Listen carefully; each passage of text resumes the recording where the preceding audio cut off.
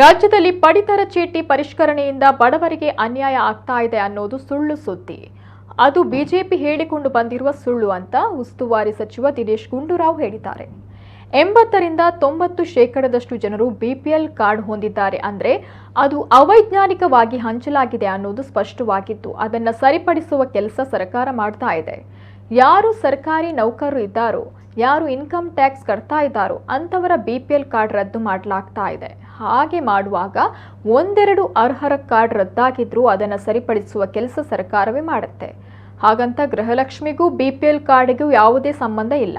2,000 ರೂಪಾಯಿ APL BPL ಸೇರಿದಂತೆ ಎಲ್ಲಾ ಮನೆ ಯಜಮಾನನಿಗೆ ಸಿಗುತ್ತೆ. ಕೇಂದ್ರ ಸರ್ಕಾರ 5 ಕೋಟಿ ಕಾರ್ಡು ರದ್ದು ಮಾಡಿರುವ ಬಗ್ಗೆ ಹೇಳಿಕೆ ನೀಡಿದೆ. ಆದರೆ ಅದು ಅನ್ಯಾಯ ಅಂತ ಯಾಕೆ ಇಲ್ಲಿನ ಬಿಜೆಪಿಗರು ಬೊಬ್ಬೆ ಹೊಡಿತಾ ಇಲ್ಲ ಅನ್ನೋದು ಗುಂಡೂರಾವ್ ಪ್ರಶ್ನೆ ಮಾಡಿದ್ದಾರೆ. ಪಡಿತರ ಚೀಟಿಯಲ್ಲಿ 80%, ಕೆಲವು ಕಡೆ 90% ಬಡತನ ರೇಖೆಗಿಂತ ಕಮ್ಮಿ ಇರುವಂಥ ಕಾರ್ಡ್ಗಳು ಕೊಟ್ಟಿದ್ದೀವಿ ಅಂತ ಹೇಳ್ತಾರೆ. ಆದರೆ ವೈಜ್ಞಾನಿಕವಾಗಿ ನೋಡಿದಾಗ ಅದು ಸಾಧ್ಯ ಇಲ್ಲ ಅಲ್ವಾ? ಅದರಿಂದ ಅದರಲ್ಲಿ ಅನರ್ಹತೆ ಇರುವಂಥ ಕಾರ್ಡ್ಗಳನ್ನು ತೆಗೆದುಹಾಕಬೇಕು ಅಂತ ಉದ್ದೇಶದಿಂದ, ಅದರಲ್ಲೂ ಯಾರು ಈಗ CM ಅವರು ಸ್ಪಷ್ಟವಾಗಿ ಹೇಳಿದೆ, ಯಾರು ಟ್ಯಾಕ್ಸ್ ಕಟ್ತಾ ಇದ್ದಾರೆ, ಇನ್ಕಮ್ ಟ್ಯಾಕ್ಸ್ ಯಾರು ಕಟ್ತಾ ಇದ್ದಾರೆ ಮತ್ತು ಯಾರು ಸರ್ಕಾರಿ ನೌಕರರಿದ್ದಾರೆ, ಈ ಕೆಲವು ಮಾನದಂಡಗಳ ಮೇಲೆ ತೆಗಿಬೇಕು ಅಂತ ಹೇಳಿದ್ದಾರೆ. ಈಗ ಒಂದು 1,000 ಕಾರ್ಡ್ ತೆಗೆದಾಗ ಅದು ಒಂದು 5-10 ತಪ್ಪಾಗಿರ್ಬೋದು, ಇಲ್ಲ ಅಂತ ಹೇಳಲ್ಲ. ಅದನ್ನು ನೋಡ್ಕೊಂಡು ಅದನ್ನು ಸರಿಪಡಿಸುವಂಥ ವ್ಯವಸ್ಥೆ ಮಾಡಬೇಕು ಅಂತಲೂ ಕೂಡ ಆಹಾರ ಸಚಿವರಿಗೆ CM ಹೇಳಿದ್ದಾರೆ. ಆಹಾರ ಸಚಿವರು ಅದನ್ನೇ ಹೇಳ್ತಾ ಇರುವಂಥದ್ದು. ಆದರೆ ನೀವು ಅದನ್ನು ಸರಿಪಡಿಸಲೇಬಾರ್ದು ಅಂತ ಹೇಳುವಂಥದ್ದು ಅದು ಯಾವ ಲಾಜಿಕ್ ಅದು ಅಲ್ವಾ? ಅದಕ್ಕೋಸ್ಕರ ಯಾವುದೇ ಒಂದು, ಈಗ ನೋಡಿ ಕೇಂದ್ರದಲ್ಲಿ ಇವತ್ತು ಅವ್ರು ಅನೌನ್ಸ್ ಮಾಡಿದ್ದಾರೆ 5 ಕೋಟಿ 80 ಲಕ್ಷ ಕಾರ್ಡ್ ರದ್ದು ಮಾಡಿದ್ದೀವಿ ಅಂತ. ಅದ್ರ ಬಗ್ಗೆ ಯಾಕೆ ಮಾತಾಡೋದಿಲ್ಲ ಅಲ್ವಾ? ಅದಕ್ಕೋಸ್ಕರ ಯಾವುದೇ ಸರ್ಕಾರದ ಹಣ ಅದು ಯಾರಿಗೆ ಮುಟ್ಟಬೇಕು ಅವ್ರಿಗೆ ಸಿಗುವಂಥ ರೀತಿಯಲ್ಲಿ ಆಗಬೇಕು. 2,000ಕ್ಕೂ ಪಡಿತರಕ್ಕೂ ಸಂಬಂಧ ಇಲ್ಲ. ಅದೇನಂತ ಹೇಳಿದ್ರೆ 2,000 ರೂಪಾಯಿ ಕೊಡ್ತಾ ಇರುವಂಥದ್ದು ಯಾರಿಗೆ ಕೊಡಬೇಕು ಅಂತ ಅಷ್ಟೇ.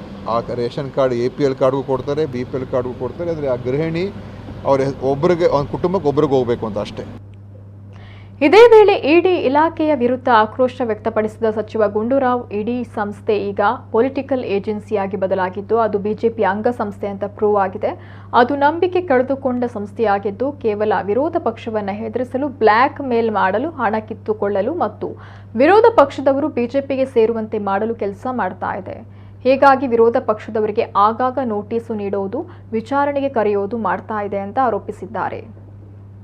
ಇಡಿ ಅವರು ಇರೋದೇ ವಿರೋಧ ಪಕ್ಷಗಳನ್ನು ಹೆದರಿಸೋದಕ್ಕೋಸ್ಕರ, ವಿರೋಧ ಪಕ್ಷದ ನಾಯಕರುಗಳನ್ನು ಅವ್ರನ್ನ ಮಟ್ಟ ಮಾಡೋದಕ್ಕೆ ಇಡಿ ಇರೋದು. ಇಡಿ ಇರೋದು ಇವತ್ತು ಭ್ರಷ್ಟಾಚಾರದ ವಿರುದ್ಧ ಅಲ್ಲ. ಇಡಿ ಇರೋದು ಇವತ್ತು BJPಯ ಒಂದು ಅಂಗಸಂಸ್ಥೆ. ಅದು ಒಂದು ಪೊಲಿಟಿಕಲ್ ಏಜೆನ್ಸಿ ಆಗಿಬಿಟ್ಟಿದೆ.